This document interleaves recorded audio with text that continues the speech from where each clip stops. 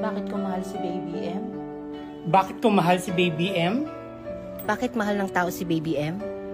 Bakit mahal ng tao si Baby M? Yung vision niya para sa lahat. Yung pag-asa ng pag-ahon.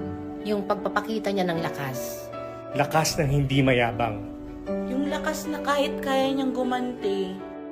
Kaya niyang magbalik ng sakit o insulto. Hindi niya gagawin. Hindi niya gagawin. Kasi yun ang totoong lakas. Yung pagharap sa mga totoong tao. Hindi lang sa media. Kahit pa madalas, Imbis magkaisa, pinagkakaisahan pa siya.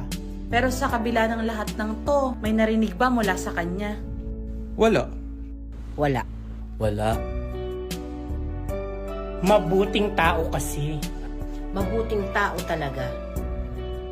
Ang totoong lakas ay magpatawad at huwag gumanti. Team player siya. Mahusay makisama pero may sariling diskarte.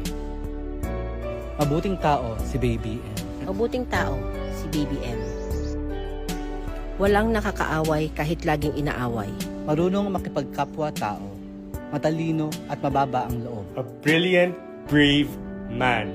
Mahal ko